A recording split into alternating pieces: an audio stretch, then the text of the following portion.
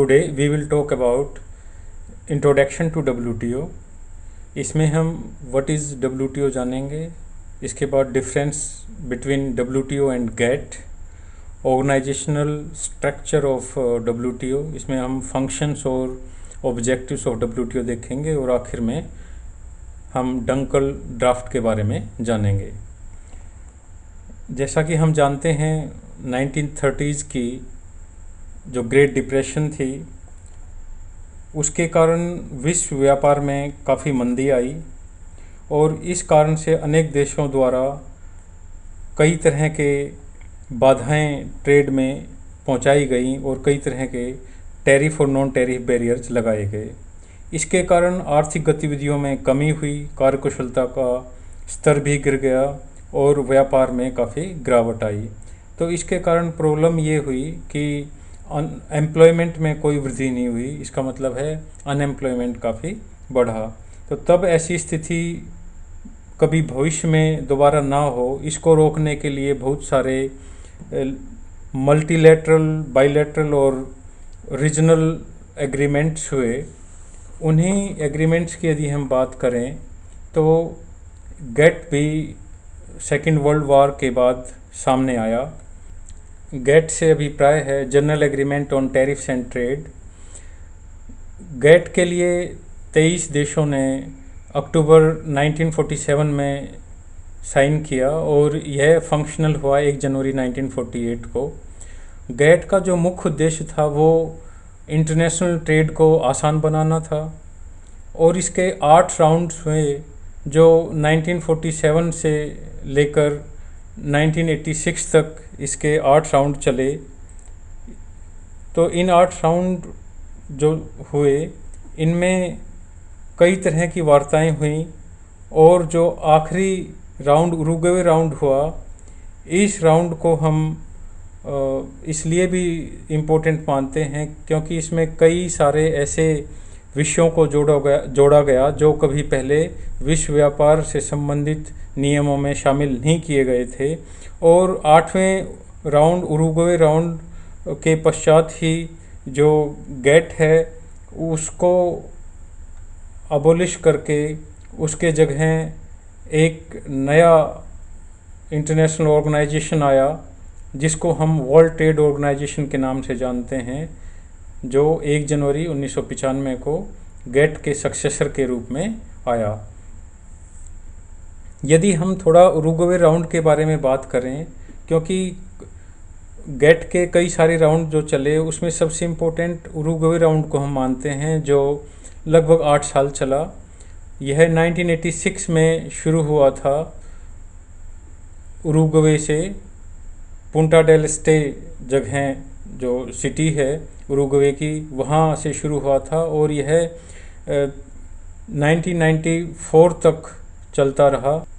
इसमें 123 देशों ने भाग लिया और इस राउंड के दौरान ऐसा पहली बार हुआ जब कई सारी ऐसे विषयों को जोड़ा गया जो पहले इंटरनेशनल ट्रेड में कभी शामिल नहीं हुए थे। उनमें मुख्य रूप से इंटेलेक्चुअल प्रॉपर्टी राइट्स का है, इन्वेस्टमेंट मेजर्स है और एग्रीकल्चर और सर्विस सेक्टर को, टेक्सटाइल और क्लोथिंग पर भी इसमें नेगोशिएशन की गई।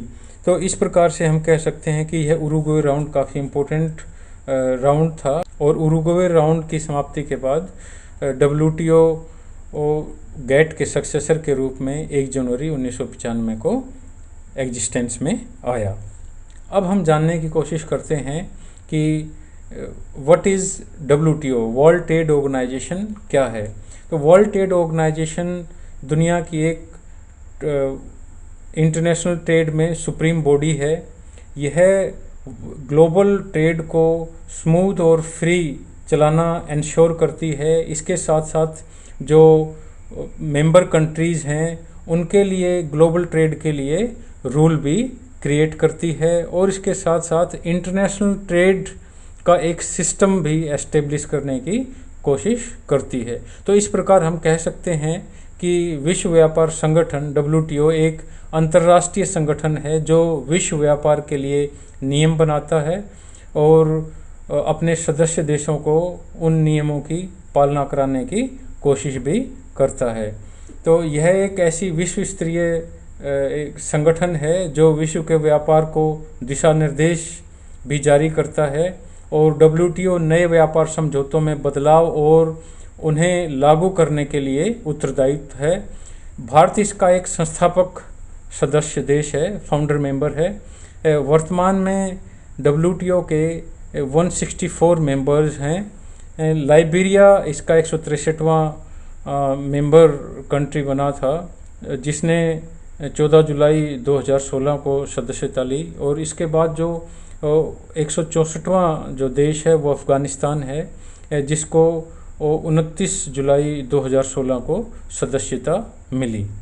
तो इस प्रकार यह सारा हम विश्व व्यापार संगठन के बारे में कह सकते हैं। WTO को हम इस रूप में भी देख सकते हैं कि उरुग्वे राउंड जो 8वां दौर था नेगोशिएशन के लिए, उसमें समझौते के 28 बायलैटरल एग्रीमेंट शामिल किए गए थे, जिन पर सम्मिलित होने वाले सभी देशों ने हस्ताक्षर किए। इस प्रकार से WTO GATT के स्थान पर नया नाम लेने वाला विश्व मान्यता प्राप्त एक संगठन है। इसे अब एक नया दृष्टिकोण और अंतर्राष्ट्रीय व्यापार की सख्ती से लागू करने का अधिकार प्राप्त है। WTO में वस्तुओं, सेवाओं और बौद्धिक संपदा अधिकारों की परिषदें हैं, काउंसिल्स हैं। WTO अब वर्ल्ड बैंक और IMF के साथ मिलकर विश्व व्यापार नीति को काफ़ी मात्रा में प्रभावित भी करता है। तो विश्व आर्थिक नीति निर्माण में जो अधिक संबद्धता है उसको प्राप्त करने के लिए WTO के अंशदान की घोषणा भी की गई है और विश्व आर्थिक नीति निर्माण में अधिक संबद्धता की स्थापना के लिए WTO, IMF और विश्व बैंक की क्रियाओं के बीच के संबंध को अधिक शक्तिशाली बनाने की अभी और ज़रूरत है। तो आइए अब हम बात करते हैं कि WTO और GATT दोनों में क्या अंतर है। General agreement on tariffs and trade और वर्ल्ड ट्रेड ऑर्गेनाइजेशन के बीच क्या अंतर है।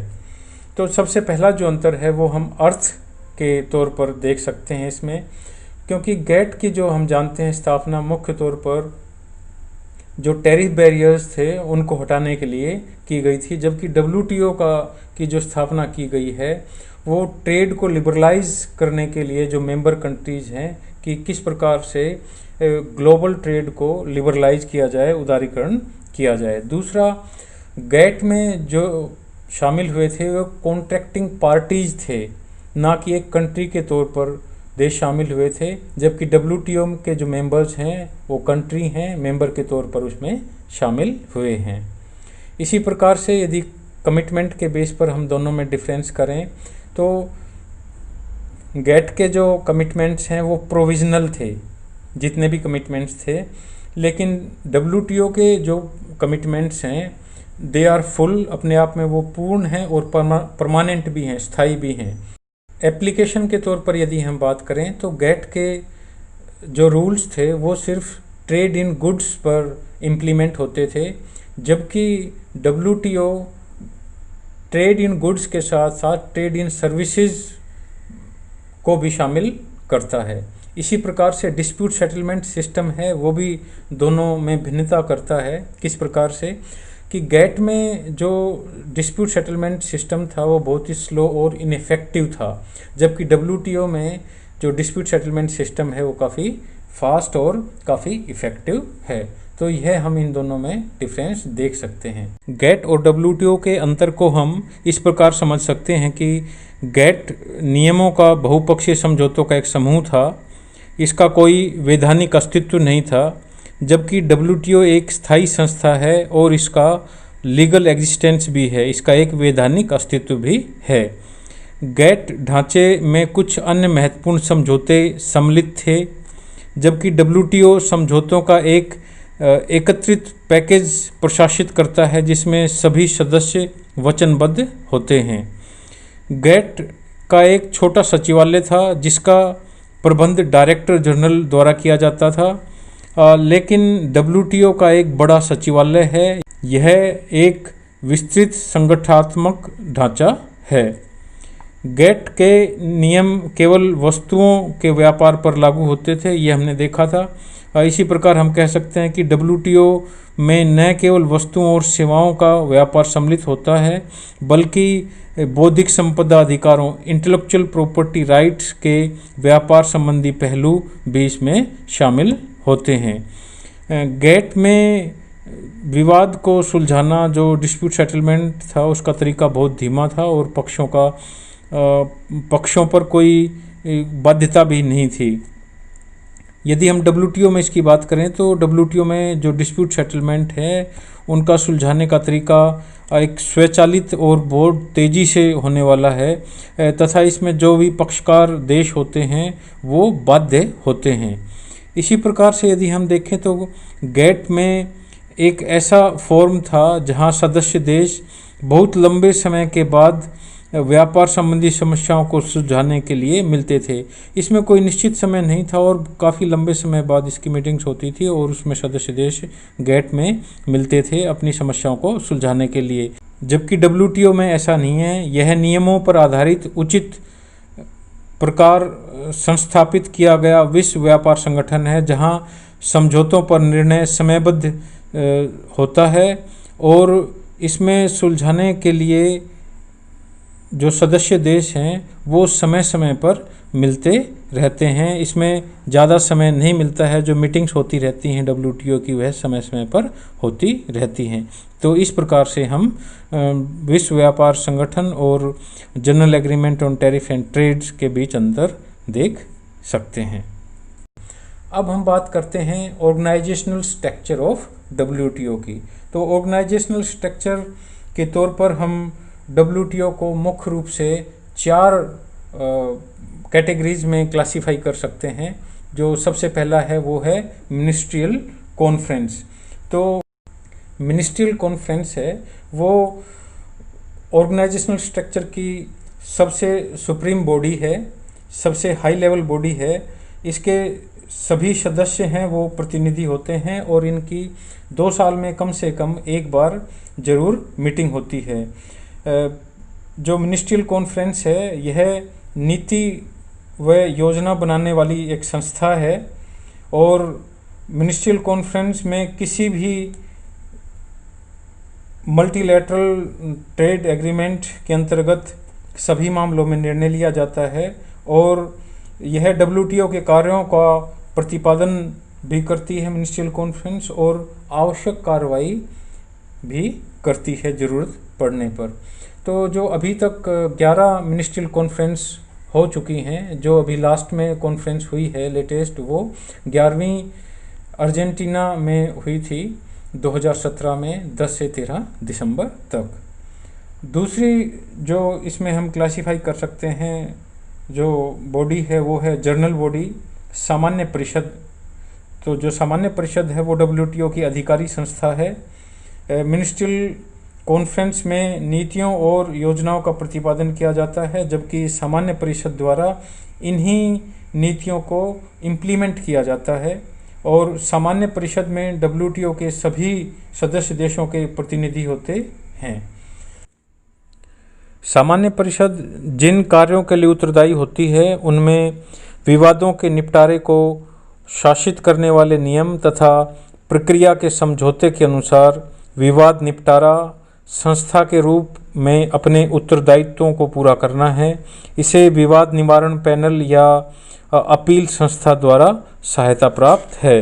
और दूसरे इसमें जो शामिल करते हैं वह व्यापार नीति पुनरावलोकन मैकेनिज्म है, जिसे हम trade policy review mechanism TPRM कहते हैं। इसे व्यापार नीति पुनरावलोकन संस्था के उत्तरदायित्वों को भी निभाना पड़ता है। तो इस प्रकार इन दोनों संस्थाओं के अपने अपने अध्यक्ष हो सकते हैं तथा अपने उत्तरदायित्वों को पूरा करने के लिए अपने अपने नियम तथा कार्य प्रणालियाँ बना सकते हैं। तो ये था जनरल काउंसिल के बारे में। अब हम जो तीसरा स्ट्रक्चर है उसके बारे में बात करते हैं। उसको हम functional councils under the general council कह सकते हैं। सामान्य परिषद के अंतर्गत कार्यकारी परिषद, इसमें 3 कार्यकारी काउंसिल्स हैं। पहली जो काउंसिल है वो है council for trade in goods. यह काउंसिल वस्तुओं के व्यापार से संबंधित मल्टीलैटरल ट्रेड एग्रीमेंट्स के कार्यों के लिए उत्तरदायित्व होती है। जो दूसरी है वो है council for trade in services. यह काउंसिल सर्विसेज के व्यापार से संबंधित मल्टीलैटरल ट्रेड एग्रीमेंट्स की कार्रवाई का उत्तरदायित्व लेती है। इसी प्रकार जो तीसरी है वो है council for trade related aspects of intellectual property rights, trips. तो यह काउंसिल इस क्षेत्र से संबंधित सभी समझौतों के कार्यों का प्रतिपादन करने के लिए उत्तरदायित्व होती है। और चौथे प्रकार की जो है वो है कमेटीज़ एंड मैनेजमेंट बॉडीज़। तो मिनिस्ट्रियल कॉन्फ्रेंस अपने कार्यों के प्रतिपादन के लिए 3 कार्यकारी समितियां स्थापित करती हैं, और ये समितियां होती हैं एक committee on trade and development. यह समिति मुख्य तौर पर विकासशील देशों से संबंधित मामलों पर विचार करती है और विकसित देशों के कुछ मामलों से संबंधित है। दूसरे committee on balance of payment. यह समिति जो ट्रेड रिस्ट्रिक्शंस हैं, मेजर्स हैं और जो कुछ देशों द्वारा अपनी भुगतान की समस्याओं का सामना कर रहे हैं उनसे संबंधित जो नेगोशिएशन है उसका प्रबंध करती है। तीसरी है committee on budget, finance and administration. यह समिति WTO के बजट, फाइनेंस और एडमिनिस्ट्रेशन से संबंधित मामलों पर ध्यान देती है। तो ये सब हमने बातें की जो ऑर्गेनाइजेशनल स्ट्रक्चर है WTO का, उसके बारे में। अब हम फंक्शंस के बारे में बात करते हैं। WTO के क्या क्या फंक्शंस हैं। तो WTO का जो मुख्य कार्य है वो है किस प्रकार से रूल और प्रोविजंस बनाएं वर्ल्ड ट्रेड के लिए ताकि अच्छे से ट्रेड चल सके। तो सबसे पहला जो प्रमुख कार्य है वो यही है WTO का कि इम्प्लीमेंट करे उन रूल्स और प्रोविजंस को जो वर्ल्ड ट्रेड के लिए बनाए गए हैं। दूसरे, decide future strategy related to trade and tariff. जो ट्रेड और टैरिफ है उससे रिलेटेड जो फ्यूचर स्ट्रेटजी है उसका डिसाइड करना। इसी प्रकार से जो मल्टीलैटरल और बाइलैटरल एग्रीमेंट्स हैं उनको पूरा करने के लिए सुविधाएं प्रदान करना, यह भी WTO का फंक्शन है। इसी प्रकार से विवादों के निपटारे को प्रभावित करने वाले नियम और कार्यप्रणालियों पर समझौता करता है, मतलब डिस्प्यूट सेटलमेंट से संबंधित नियमों को बनाया जाता है। और इस बात को भी इंश्योर किया जाता है कि जो वर्ल्ड रिसोर्सेज हैं उनका प्रॉपर यूटिलाइजेशन किया जाए, ऑप्टिमम यूटिलाइजेशन किया जाए। इसी प्रकार से एक और जो फंक्शन है वो ये है कि WTO वर्ल्ड बैंक, IMF जैसी अन्य अंतर्राष्ट्रीय संस्थाओं के साथ आर्थिक नीति निर्माण में समन्वय स्थापित करने का एक साधन भी है। तो यह सब हमने बातें की फंक्शंस ऑफ WTO के। अब हम WTO के ऑब्जेक्टिव्स के बारे में बात करते हैं। जो WTO के महत्वपूर्ण उद्देश्य हैं वो इस प्रकार से हैं। WTO का जो प्राथमिक उद्देश्य है वो है जो समझौते हुए हैं उसके अंतर्गत नई विश्व व्यापार प्रणाली को लागू करना है। जो भी WTO के अंतर्गत समझौते हुए हैं उन समझौतों को सदस्य देशों के द्वारा इम्प्लीमेंट करवाना, उनको मनवाना, ये पहला उद्देश्य है। इसी प्रकार से विश्व व्यापार को इस तरीके से बढ़ावा देना कि प्रत्येक देश उससे लाभान्वित हो, यह भी विश्व व्यापार संगठन का उद्देश्य है कि किस प्रकार से विश्व व्यापार को बढ़ाया जाए ताकि उसमें जो भी देश भाग ले वो सभी लाभान्वित हों। और यह भी एक उद्देश्य है कि अल्पविकसित देश अंतर्राष्ट्रीय व्यापार के विस्तार से प्राप्त लाभ का अपने विकास की आवश्यकताओं के अनुसार बेहतर संतुलन प्राप्त कर सकें। इसके अलावा खुली विश्व व्यापार प्रणाली की सभी रुकावटों को दूर करना और नई आर्थिक जागृति का मार्गदर्शन करना, क्योंकि आर्थिक विकास की वृद्धि के लिए विश्व व्यापार एक प्रभावशाली यंत्र है, यह भी एक उद्देश्य है। इसके अलावा उपभोक्ताओं को लाभान्वित करने तथा विश्व समन्वय की सहायता के लिए सभी व्यापारिक भागीदारों में प्रतियोगिता को बढ़ावा देना, कि जैसे जैसे कंपटीशन बढ़ेगा उससे जो कंज्यूमर है उनको बेनिफिट्स होगा, यह भी एक उद्देश्य है। इसी प्रकार से पर्यावरण रक्षा के साधनों का विस्तार, इकोनॉमिक डेवलपमेंट के जो डिफरेंट लेवल्स हैं उनकी आवश्यकताओं और समस्याओं के अनुरूप हों, यह भी एक उद्देश्य है। इसी प्रकार जो बहुपक्षीय संगठित ट्रेड सिस्टम है उसको डेवलप करना, यह भी एक उद्देश्य है। इसके अलावा व्यापारिक व पर्यावरण संबंधी नीतियों का पोषणीय विकास यानी कि सस्टेनेबल डेवलपमेंट के संबंध को भी बताना है। इसके अलावा जो टैरिफ हैं और जो दूसरी रुकावटें हैं, रिस्ट्रिक्शंस हैं ट्रेड में, और अंतर्राष्ट्रीय व्यापार में जो पक्षपातपूर्ण जो रवैया है उसको दूर करना भी उद्देश्य है। इसके अलावा विश्व में रोजगार के स्तर को बढ़ाने के साथ साथ उत्पादन के स्तर और उत्पादकता को बढ़ाना, कि किस प्रकार से जो मेंबर कंट्री है उनमें ना सिर्फ उत्पादन बल्कि जो प्रोडक्टिविटी है, प्रोडक्शन के साथ साथ प्रोडक्टिविटी को भी बढ़ाया जाए, और किस प्रकार से एम्प्लॉयमेंट के स्तर को भी बढ़ाया जा सकता है। इसके अलावा संसार के संसाधनों का अधिकतम मात्रा में विस्तार तथा उपयोग करना, कि जो भी संसाधन हैं उनका प्रॉपर यूटिलाइजेशन हो। इसके साथ साथ विश्व की जनसंख्या के जीवन स्तर में सुधार लाना और सदस्य जो देश हैं उनके आर्थिक विकास की गति को तेज़ करना। तो इस प्रकार से हम कहें तो जो मुख्य उद्देश्य हैं WTO के, उनमें हम स्टैंडर्ड लिविंग को इम्प्रूव करना, जो मेंबर कंट्रीज़ हैं उनके फुल एम्प्लॉयमेंट और इफ़ेक्टिव डिमांड को बढ़ाना, इसी प्रकार से प्रोडक्शन और ट्रेड ऑफ गुड्स को बढ़ाना, ट्रेड ऑफ सर्विसेज को बढ़ाना, इसके साथ साथ optimum utilisation of the resources, जो वर्ल्ड रिसोर्सेज हैं, इसी प्रकार से एनवायरनमेंट को प्रोटेक्ट भी करना है और सस्टेनेबल डेवलपमेंट को भी ध्यान में रखना है।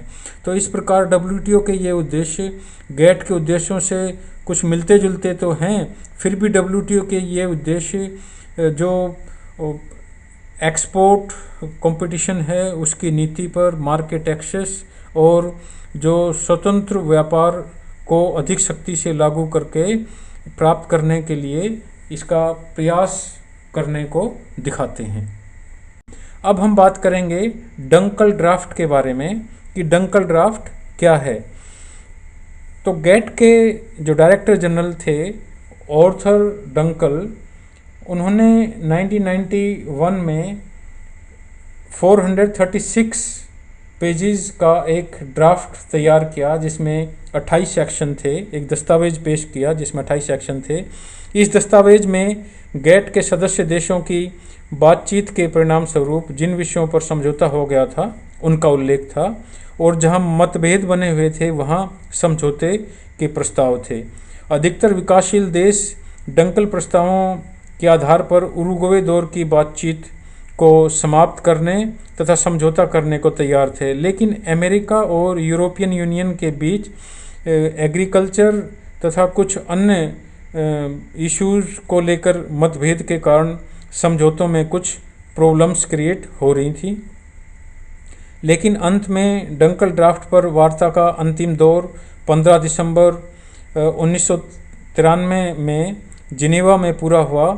यह भी तय किया गया कि अप्रैल 1994 में इन प्रस्तावों पर सभी सदस्य देश हस्ताक्षर कर देंगे।